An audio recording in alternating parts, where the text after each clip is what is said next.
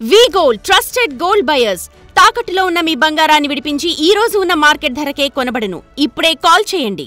కాకినాడ తీర ప్రాంతం వద్ద మోంతా తుఫాన్ ఎఫెక్ట్ కనబడుతుంది. ప్రస్తుతం నేను ఉప్పాడ బీచ్ వద్ద ఉన్నాను. చూడొచ్చు ఒకసారి బీచ్ ఉన్నటువంటి ప్రస్తుత తాజా పరిస్థితి ఏ విధంగా అలలు ఎగసి పడుతున్నాయో మనం చాలా స్పష్టంగా చూడొచ్చు. మోంతా తుఫాన్ ఎఫెక్ట్ మధ్యాహ్నం నుంచే ఉన్నప్పటికీ అలల ఉధృతి అయితే గంటకు పెరుగుతుందని చెప్పాలి. ఎందుకంటే కాకినాడ తీరం వైపుకి దగ్గరికి చేరుతున్నటువంటి నేపథ్యంలో సముద్రంలో కూడా అలజడి రేగుతున్నటువంటి పరిస్థితి. దాని కారణంగా అలలు ఎగసి పడుతున్నటువంటి పరిస్థితి. ఇక్కడ ఉప్పాడ బీచ్ వద్ద ఉన్నాము. ఇప్పటికే కాకినాడ తీరానికి చేరుకుంటుందని వాతావరణ శాఖ అధికారులు చెబుతున్నారు. రేపు రాత్రిగా ఎల్లుండి తెల్లవారుజామున కాకినాడ సమీపంలోనే కాకినాడ తీరానికి ఆనుకుని ఈ మోంతా తుఫాను తీరం దాటే అవకాశం ఉందని అధికారులు చెబుతున్న నేపథ్యంలో మొత్తం ఆ సముద్రం అంతా కూడా అల్లకొల్లోలంగా మారింది. ముఖ్యంగా ఇటు ఉప్పాడ కాకినాడ బీచ్ రోడ్డును కూడా ప్రస్తుతం అధికారులు మూసివేశారు. దానికి ప్రధాన కారణం ఏంటంటే ఈ అలలు ఎగసి పడుతున్న నేపథ్యంలో ప్రమాదాలు పొంచి ఉన్న నేపథ్యంలో ప్రస్తుతానికైతే బీచ్ రోడ్డుని మూసివేశారు. రాకపోకలను కూడా నిషేధించారు. పూర్తిగా కాకినాడ తీరం అంతా కూడా ప్రస్తుతం ఇదే విధంగా ఉంది. ఎక్కడికక్కడ మత్స్యకారుల్ని పునరావాస కేంద్రాలకు తరలిస్తున్నారు. మరోవైపు ఇక్కడ కాకినాడ తీరానికి సంబంధించి మత్స్యకారులు వేటకి వెళ్ళొద్దని ఇప్పటికే 2 రోజుల ముందు చెబుతున్నారు. ఈ నేపథ్యంలో మత్స్యకారులు లోపల వేటకు వెళ్ళి ఎవరుంటే వాళ్ళని కూడా త్వరగా చేరుకోవాలని కూడా ఇప్పటికే సూచిస్తున్నారు. ప్రస్తుతానికైతే మత్స్యకారులు ఎవరు సముద్రం వేటలు లేరని అధికారులు అయితే చెబుతున్నారు. కానీ ప్రస్తుతానికి ఇక్కడ ఉప్పాడ బీచ్ వద్ద అయితే అలల ఉధృతి ఎక్కువగా కనబడుతుంది. ఒకసారి మనం విజువల్స్ చూడొచ్చు ఏ విధంగా తాకిడి మనకి కనబడుతుందో చూడవచ్చు. మొత్తం మోంతా ఎఫెక్ట్ దాదాపు 3 రోజుల పాటు ఉంటుందని అధికారులు చెప్తున్నారు. తీరం దాటే ముందు తీరం దాటిన తర్వాత కూడా దీని ప్రభావం కనబడుతుందని చెప్తున్నారు. ఈ మధ్య కాలంలో మోంతా తుఫాన్ అంటే ఇంత ఎఫెక్ట్ ఉన్నటువంటి తుఫాను రాలేదని, ఆంధ్రప్రదేశ్కి రాలేదని అధికారులు కూడా చెబుతున్న నేపథ్యంలో కింద గ్రామ స్థాయి నుండి రాష్ట్ర ముఖ్యమంత్రి స్థాయి వరకు దీని మీద ప్రత్యేక ఫోకస్ పెట్టి ప్రజలకు ఎలాంటి ప్రాణ నష్టం, ఆస్తి నష్టాన్ని తగ్గించే విధంగా చర్యలు తీసే విధంగా ఎప్పటికప్పుడు సమీక్షలు నిర్వహిస్తున్నటువంటి సిచ్యువేషన్ కనబడుతుంది.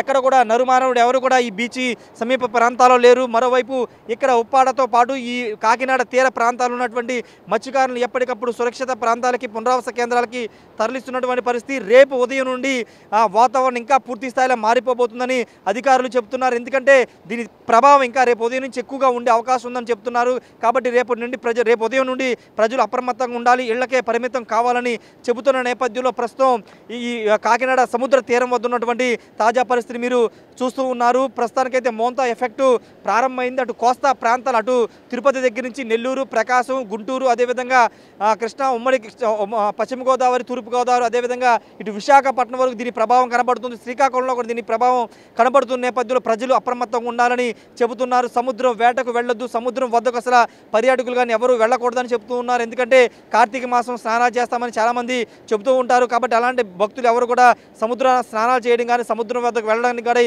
చేయొద్దంటూ అధికారులు సూచిస్తున్నారు. ఎప్పటికప్పుడు అధికారులు ఇక్కడ ఈ బీచ్ ప్రాంతంలోనూ అదేవిధంగా సముద్ర తీర ప్రాంతాలు ఎన్డీఆర్ఎఫ్, ఎస్డీఆర్ఎఫ్ బృందాలతో ఎప్పటికప్పుడు భద్రతను నిర్వహిస్తున్నారు. ఎవరైనా తెలియక వచ్చిన వాళ్ళని తిరిగి వెనక్కి పంపిస్తున్నారు. మొత్తం కూడా హై అలర్ట్ ప్రకటించిన నేపథ్యంలో ప్రస్తుతం మోంతా ఎఫెక్ట్ ప్రారంభమైన నేపథ్యంలో ప్రజలు అప్రమత్తంగా ఉండాల్సిన అవసరం ఉందని అధికారులు అయితే చెబుతున్నారు. చూడాలి మరి రేపు దీని తీవ్రత చాలా ఎక్కువ స్థాయిలో ఉంటుందని చెబుతున్న నేపథ్యంలో సముద్రం కూడా అల్లకొల్లాలంగా మారే అవకాశం కనబడుతుంది. తీరం దాటే ముందు అంటే రేపు సాయంత్రానికి చాలా ఉధృత పరిస్థితి ఈ కోస్టల్ బెల్ట్ మొత్తం కూడా కనబడుతుందని అధికారులు చెబుతున్న నేపథ్యంలో ప్రజలందరూ అప్రమత్తంగా ఉండాలని చెబుతున్నారు. ఎందుకంటే గతంలో హుదూద్ తుఫాను చూసాం, తర్వాత తిత్లీ లాంటి తుఫాను చూసాం, పెతాయి లాంటి తుఫాను ఇక్కడే కాకినాడ సమీపంలోని కాట్రేని కోన వద్ద తీరం దాటినటువంటి సందర్భంగా కూడా చూసాం. కాబట్టి ఇప్పుడు వాటన్నిటికంటే ఎక్కువ ప్రభావం చూపించే తుఫానుగా దీన్ని చెబుతున్న నేపథ్యం, దాని ప్రభావం కూడా ఎక్కువగా ఉంటుందని చెబుతున్న నేపథ్యంలో ప్రజలు చాలా అలర్ట్గా ఉండాలని చెప్తున్నారు. నిత్యావసరాలు సమకూర్చుకోవాలని చెప్తున్నారు. కరెంటు సదుపాయం లేకపోయినా ఇబ్బందులు లేకుండా చూసుకోవాలి, ముందస్తు జాగ్రత్తలు తీసుకోవాలని చెబుతున్న నేపథ్యంలో ప్రస్తుతానికైతే కాకినాడ సముద్ర తీర ప్రాంతం అంతా కూడా అల్లకొల్లోలంగా మారింది. ప్రజలు ఎవరు కూడా ఈ ప్రాంత సరిహద్దులకు కూడా రావద్దని అధికారులు అయితే చెబుతున్నారు. Camera person Srinivas, Rayesh, Big TV, Uppada తీర ప్రాంతం నుండి. మోంతా తుఫాన్ ఎఫెక్ట్ కారణంగా కాకినాడతో పాటు మొత్తం కోస్తా ప్రాంతాల్లో భారీ వర్షం కురుస్తుంది. ఈ నేపథ్యంలో ప్రస్తుతం కాకినాడలోని ఉప్పాడ వద్ద మనం ఉన్నాం. ఇక్కడ మత్స్యకారుల్ని తరలించే కార్యక్రమం కొంత ఇబ్బందికరంగా మారింది. ఎందుకంటే స్థానికంగా ఉప్పాడ బీచ్ సమీపంలో ఉండే మత్స్యకారులు ఎవరు కూడా బయటికి పునరావాస కేంద్రాలు రావడానికి ఇష్టపడట్లేదు. ప్రస్తుతం ఇక్కడ కొంతమందిని ఎన్డీఆర్ఎఫ్ బృందాలు అడిగి చూశాయి. వాళ్ళు రావడానికి బయట పునరావాస కేంద్రాలు రావడానికి ఇష్టపడట్లేదు. వాళ్ళకి ప్రత్యేక ఆటోలు ఏర్పాటు చేసినప్పటికీ వాళ్ళంతా కూడా ఇళ్లలోనే ఉంటామని చెబుతున్నారు. ఇళ్లలోకి బయటికి రావాల్సింది వీళ్ళంతా కూడా కోరుతున్నారు. ఒకసారి ఎన్డీఆర్ బృందాలు వెళ్ళి వాళ్ళతో మాట్లాడించే ప్రయత్నం చేస్తున్నారు, కానీ ఎవరు కూడా బయటికి రాని సిచ్యువేషన్ అయితే ఉప్పాడ వద్ద ఉంది. చాలామంది మత్స్యకారులు ఇప్పటికే పునరావాస కేంద్రాలకు తరలి వచ్చారు, కానీ చాలామంది మత్స్యకారులు మాత్రం బయటికి రావడానికి ఆసక్తి చూపట్లేదు. మాకు ఈ తుఫాన్లు సాధారణమే, ఇవి మేము ఎప్పుడు చూస్తూ ఉంటామని చెబుతున్నారు. కొంతమంది ఎన్డీఆర్ఎఫ్ సంబంధించినటువంటి సిబ్బంది వాళ్ళంతా కూడా ఆటోలు తీసుకొచ్చి వాళ్ళని ఇక్కడ ఆటోలో తరలించాలని చూసినప్పటికీ ఎవరు కూడా బయటికి రానటువంటి పరిస్థితి అయితే ఉప్పాడ వద్ద ఉంది. ముఖ్యంగా ఉప్పాడ బీచ్లో ఇప్పటికే అలలు ఎగసిపడుతున్న నేపథ్యంలో ఇక్కడ ఉండడం అంత సురక్షితం కాదని అధికారులు ఎన్డీఆర్ఎఫ్ సిబ్బంది చెప్పినా ఎవరు కూడా బయటికి రానటువంటి పరిస్థితి చూడొచ్చు. ఇళ్లలోనే అందరూ ఉంటున్నారు, ఎవరు కూడా పునరావాస కేంద్రాలకు రావడానికి ఇష్టపడట్లేదు. ప్రతి సిబ్బంది ఇక్కడికి వచ్చి అడుగుతున్నారు, ఆటోలు తీసుకొచ్చి రావాల్సిందిగా కోరుతున్నప్పటికీ ఎవరు కూడా రావడానికి ఇష్టపడట్లేదు. కొంతమంది ఉన్నారు ఇక్కడ ఉప్పాడ మత్స్యకారులు, వాళ్ళతో మాట్లాడడం వాళ్ళు ఎందుకు బయటికి రావడానికి ఆసక్తి చూపట్లేదు. ఒకసారి ఇక్కడ కూడా చూడొచ్చు, వీళ్ళంతా కూడా ఇక్కడ ఎన్డీఆర్ఎఫ్ సిబ్బంది వచ్చి వాళ్ళని అడగడానికి చూస్తున్నారు. ఒకసారి మాట్లాడదాం వీళ్ళతో. ఏంటి ఎందుకు మీరు పునరావాస కేంద్రాలకు ఎందుకు వెళ్ళట్లేదు? పునరావాస కేంద్రం ఎందుకు వెళ్ళట్లేదు? రమ్మన్నారు కదా, తుఫాన్ వచ్చిందని చెప్తున్నారు కదా, ఎందుకు వెళ్ళట్లేదు? ఎందుకు వెళ్ళట్లేదు? ఇది వాళ్ళంతా మాట్లాడడానికి నిరాకరిస్తున్నారు, కానీ వెళ్ళడానికి మాత్రం వాళ్ళు ఆసక్తి చూపట్లేదు, ఇక్కడే ఉంటున్నారు. ఎన్డీఆర్ఎఫ్ సిబ్బంది వచ్చినప్పటికీ వాళ్ళంతా కూడా ఇక్కడే ఉండి మేము వెళ్ళమని చెబుతున్నటువంటి పరిస్థితి ఉంది. మరికొంతమంది ఇక్కడ మత్స్యకారులు ఉన్నారు, ఎందుకంటే మోంతా తుఫాను ప్రభావం చాలా ఎక్కువగా ఉంటుందని చెబుతున్న నేపథ్యంలో అందరూ కూడా ఇక్కడే ఉంటున్నారు. ఒకసారి మాట్లాడదాం. ఏంటి వెళ్ళట్లేదండి? ఎన్డీఆర్ఎఫ్ వాళ్ళు వచ్చి మిమ్మల్ని పునరావాస కేంద్రాలు తీసుకెళ్తాం రమ్మని ఆటోలు కూడా పెడుతున్నారు, మీరు వెళ్ళట్లేదండి? పెడతారండి, ఒక పూట 2 పూటలో ఉంటామండి. మరి ఎన్ని రోజులని మేము సముద్రానికి భయపడి ఉండాలండి? మొన్న ఒకసారి తుఫాన్ వచ్చిందండి, మీకు ఇల్లు ఇచ్చేస్తాం, ఇల్లు రాసేస్తాం, అలా ఇలాగని ఇంటింటికి వచ్చి రాసుకున్నారండి. మళ్ళీ ఎవరో ఏం పట్టించుకోలేదండి, ఒక 20 కేజీలు కోటా బియ్యం ఇచ్చారు అంతేండి. ఇప్పుడు తుఫాన్ వచ్చిందనేసి మమ్మల్ని ఎక్కడికో సురక్షిత ప్రాంతాన్ని తీసుకెళ్తారండి. తీసుకెళ్ళి ఒక రోజు, ఒక పూట, 2 పూట మాకు ఏదో ఆహారం పెట్టి పెడతారండి. మరి మా గ్రామానికంటూ మాకు పరిష్కారం కావాలండి. ఇలా ప్రతి సంవత్సరం తుఫాన్కి మేము ఇలా బాధపడవలసిందేనండి. కాదమ్మా, ఇది చాలా తీవ్ర తుఫాన్ అంటున్నారు, చాలా ఎఫెక్ట్ ఎక్కువ ఉంటుంది అంటున్నారు, అంటే ప్రాణాలే ముఖ్యం కదా? ప్రాణాలు ముఖ్యమేనండి. ఇప్పుడు మరి మేము పిల్లలతోటి అది వెళ్ళాలంటే మరి ఇబ్బంది కదండి. మా గృహాలు వదిలేసుకొని మరి ఎంతమందినైనా ఎక్కడ పెడతారండి? ఇప్పుడు ఇక్కడ నుంచి మేము ఎక్కడికి వెళ్ళమండి. మా గ్రామానికి శాశ్వత పరిష్కారం, తుఫాన్లకి గాలిలకి తట్టుకునే పరిష్కారం గవర్నమెంట్ ఏదైనా చెయ్యాలండి. అంటే మీకు ఇల్లు కడతామని చెప్పారు ఇక్కడ? ఇల్లు ఇంకో ఈ ప్రాంతాన్ని తీసి వేరే ప్రాంతంలో మా గృహాలు ఇస్తానని చెప్పారండి. మన కలెక్టర్ గారు వచ్చి చెప్పారండి, మళ్ళీ పట్టించుకోలేదండి. ఇప్పుడు టిప్పికి తీసుకెళ్ళండి, ఎక్కడ పెడతారండి? చాలా తుఫాన్లు వచ్చినాయండి, ఎవరు రాలేదండి, ఇలాగ ఇప్పుడు వచ్చారంతే అండి. అంటే ఇది పెద్ద తుఫాన్ కాబట్టి వచ్చారండి. చిన్న చిన్న తుఫాన్లు అయినా మాకు మన సముద్రం కూడా వచ్చిందండి ఊళ్ళోకి, ఇంత లోతు నీరు వస్తుందండి ఊరంతా మొత్తం. అలాంటి టైంలో కూడా ఎవరో తీసుకెళ్ళలేదండి. ఇప్పుడు వచ్చారమ్మంటే మేము ఎలా వస్తామండి? రావండి. మీ గురించే కదా ఆలోచించి చెప్పి తుఫాన్ తగ్గే వరకు అయితే మా గ్రామం అంతా ఊపిపోయి చిన్నపిల్లలకు కూడా చాలా నీరసాలు కూడా వచ్చేసినాయండి. పిల్లలందరికీ కూడా జ్వరాలతో పడిపోయారండి. రోడ్ల మీద ఉండి అన్ని కాసుకున్నా సరే ఎవరు మమ్మల్ని ఏం పచ్చి చేయలేదండి. ఇప్పుడు ఏం చేస్తారని తీసుకెళ్తారండి. ఒకసారి అలాగే వెళ్ళామండి, చీవుడిపోని ఉప్మా తన పిల్లలకి పెట్టారండి. పెద్దోళ్ళు అలా మళ్ళీ ఇంటికి వచ్చి వండుకున్నదా కళ్ళు తేలిపోయి అలా ఉన్నామండి. ఇంక మేము ఎలాగ ఉన్నా ఇక్కడండి, పోనా కొత్తపట్నం అంటే పరిస్థితి లేదండి. మా కొత్తపట్నం గ్రామం పేరులోనే లేదు, కనీసం గవర్నమెంట్ బస్సు కూడా ఆపరండి.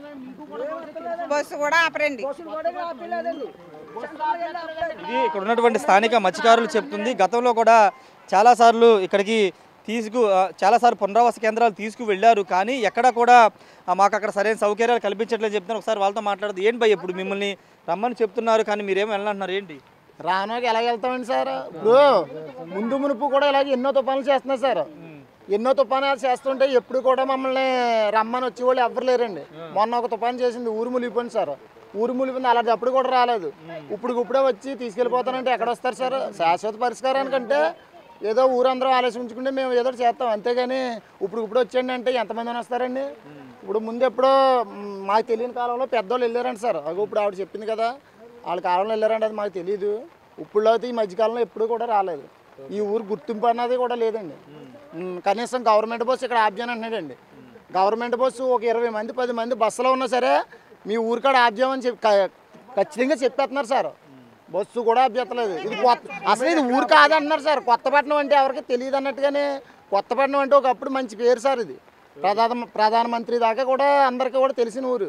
అలాంటిది ఈ ఊరు కోసం ఎవరికి కూడా తెలుస్తలేదు. ఇప్పుడు అలాంటిది ఏమీ తెలియకుండా ఈ ఊరు అంటే కొత్త ఈ గ్రామానికి సంబంధించిన వాళ్ళు చాలా ఇబ్బందులు ఎదుర్కొంటున్న ఎప్పుడు పట్టించుకోలేదు. కానీ ఇప్పుడు వచ్చి సురక్షిత ప్రాంతాలు తీసుకెళ్తాం, పునరావాస కేంద్రాలు తీసుకెళ్తాం అని చెప్తున్నారు. కానీ అక్కడ సరైన వసతులు లేవనేది ఇక్కడ స్థానిక ఉన్నటువంటి గ్రామస్తులు చెబుతున్నటువంటి మాట. ఎన్డీఆర్ఎఫ్ సిబ్బంది వచ్చినా ఎవరు వచ్చినా కానీ వాళ్ళు ఇక్కడ మాట్లాడడానికి వాళ్ళతో వెళ్ళడానికి ఆసక్తి చూపట్లేదు. తాము ఇక్కడే ఉంటామని చెప్తున్నారు. చూడవచ్చు పిల్లలతో అందరితో వాళ్ళంతా ఇళ్లలో ఉండడానికి ఆసక్తి చూపుతున్నారు తప్పించి ఎక్కడ కూడా ఆటోలు ఎక్కడానికి ఎవ్వరు కూడా ముందుకు రాని పరిస్థితి మొత్తం ఉప్పాడ ప్రాంతంలో ఇదే విధమైన సిచ్యువేషన్ అయితే ఉంది. ఏది ఏమైనప్పటికీ ప్రస్తుతం తుఫాను తీవ్రత పెరగబోతున్న నేపథ్యంలో ఒకవైపు భారీ వర్షం కురుస్తున్న నేపథ్యంలో ఇక్కడ ఉన్నటువంటి స్థానిక మత్స్యకారులు మాత్రం మేము ఎక్కడికి వెళ్ళము, ఏ ఆపద వచ్చినా ఇక్కడే ఉంటామని చెప్తున్నారు. ఇలా ఆటోలు తీసుకొచ్చి వాళ్ళని ఎక్కమన్నప్పటికీ ఎవరు కూడా ఎక్కకోకుండా వెళ్ళడంతో ఖాళీ ఆటోలు వెళుతున్నటువంటి పరిస్థితి అయితే ఇక్కడ ఉప్పాడ కొత్త గ్రామంలో అయితే ఉంది. ఏది ఏమైనప్పటికీ ప్రస్తుతానికి అయితే వర్షం భారీగా కురుస్తుంది. మరోవైపు మత్స్యకారులను తరలించే కార్యక్రమం ఒకవైపు చేస్తున్నారు. ఎన్డీఆర్ఎఫ్ బృందాలు సిబ్బంది వచ్చి వాళ్ళని రిక్వెస్ట్ చేస్తున్నారు. రెండమ్మ పునరావాస కేంద్రం రండి, అక్కడ అన్ని వసతులు కల్పించాము, ఈ తుఫాను చాలా ఎక్కువ ప్రభావం చూపబోతుందని చెప్పినప్పటికీ ఎవరు కూడా వినడం లేదు. మాకు అక్కడికి వెళ్ళినా సరైన వసతులు ఉండవు, మేము మా ఇళ్లలోనే ఉంటామని ఇక్కడున్న స్థానిక మత్స్యకారులు అందరూ చెప్తున్నారు. కెమెరా పర్సన్ శ్రీనివాస్తో రాజేష్, బిగ్ టీవీ, ఉప్పాడ గ్రామం నుండి. మోంతా తుఫాన్ ఎఫెక్ట్ నేపథ్యంలో కాకినాడ పరిసర ప్రాంతాల్లో ఎన్డీఎఫ్ బృందాలు చేరుకున్నాయి. ముఖ్యంగా మత్స్యకారులకు సంబంధించిన గ్రామాల తరలింపుతో పాటు ఇక్కడ సహాయక చర్యలకు సంబంధించినటువంటి విషయాల్లో ఎన్డీఆర్ బృందాలు చాలా కీలక రోలు పోషించబోతున్న నేపథ్యంలో వాళ్ళంతా కూడా ఇక్కడికి చేరుకున్నటువంటి పరిస్థితి. ప్రస్తుతం కాకినాడ చుట్టుపక్కల ప్రాంతాల్లో భారీ వర్షం కురుస్తుంది. ప్రస్తుతం ఎన్డీఆర్ఎఫ్ సిబ్బంది అంతా కూడా ఇక్కడ చేరుకున్నటువంటి దృశ్యాలు మనం చూస్తున్నాం. ప్రస్తుతం పిఠాపురం సంబంధించిన ఉప్పాడ గ్రామంలో ఇదంతా ఎన్డీఆర్ఎఫ్ సిబ్బంది అంతా చేరుకుని ప్రస్తుతం వాళ్ళతో ఒకసారి మాట్లాడదాం. ఎన్ని బృందాలు వచ్చాయి, ఏంటి, ఎలాంటి చర్యలు తీసుకోబోతున్నారు, వాళ్ళతో ఒకసారి మాట్లాడించే ప్రయత్నం చేద్దాం. సార్ మొత్తం ఎంతమంది వచ్చారు సార్ ఈ మోంతా తుఫాన్ ఎఫెక్ట్ నేపథ్యంలో? యాక్చువల్గా మా టీమ్స్ అన్ని చోట్ల రాష్ట్రం మొత్తం మీద అన్ని డిస్ట్రిక్ట్లో డిప్లాయ్ ఉంది. రైట్ ఫ్రమ్ నెల్లూరు నుంచి శ్రీకాకుళం దాకా. ఎస్పెషల్లీ కాకినాడలో అయితే 2 టీమ్స్ కాకినాడ డిస్ట్రిక్ట్లో, ఒక టీం యానాంలో ఉంది. అలాగే దాని పక్కన అనకాపల్లి, తర్వాత కోనసీమ, వెస్ట్ గోదావరి, కృష్ణ, నెల్లూరు డిస్ట్రిక్ట్ వీటన్నిటిలో ఉన్నాయన్నమాట. ఇవే కాకుండా టీమ్స్ కొన్ని వైజాగ్లో కూడా ఉన్నాయి. సిచ్యువేషన్ని బట్టి ఆ టీమ్స్ మూవ్మెంట్ చేస్తాయి అన్నమాట. ఎందుకంటే తుఫాను దాని దిశని ఏదన్నా మార్చుకున్నా కూడా ఒక ప్లేస్లో కాకుండా ఇంకో ప్లేస్ అయినప్పుడు కూడా మా టీమ్స్ రెడీగా ఉన్నాయి. అంటే మీకున్న సమాచారం ప్రకారం కాకినాడ తీరంలో దాటే అవకాశం ఉందంటే వాతావరణ శాఖ అధికారులు కాకినాడ తీరం అంటున్నారు కదా, మీకు ఎగ్జాక్ట్గా ఏంటి సార్ సిచ్యువేషన్ ఏంటి? అంటే మేమైనా సరే వాతావరణ శాఖ ఏదైతే రిపోర్ట్స్ ఇస్తుందో దాన్నే ఫాలో అవుతుంటాం అనమాట.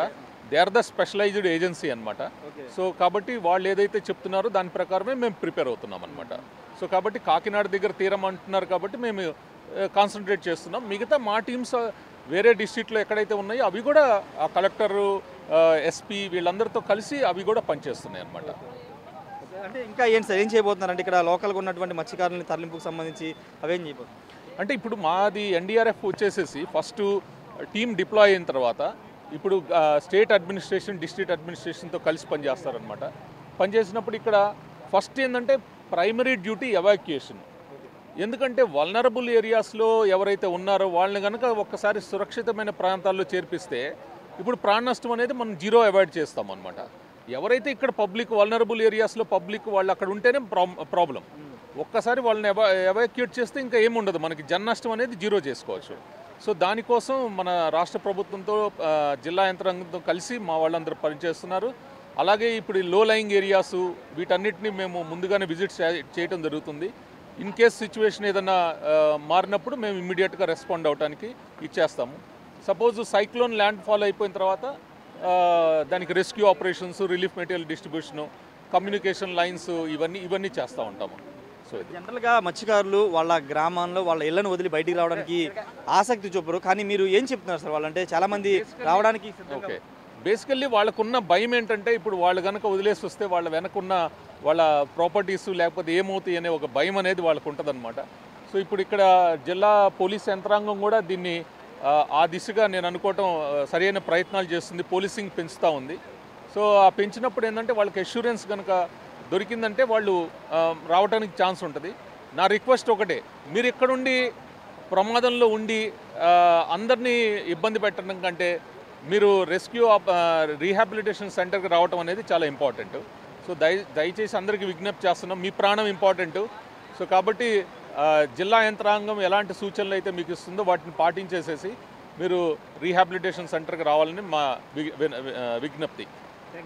ఖచ్చితంగా ఇక్కడ ఉన్నటువంటి మత్స్యకారులకు ఒకటే సూచన చెప్తున్నారు. ఎందుకంటే ఇక్కడ ఉండి ప్రాణాలకు ఇబ్బంది తెచ్చుకోకుండా సురక్షిత ప్రాంతాలకు రావాలని సూచిస్తున్నారు.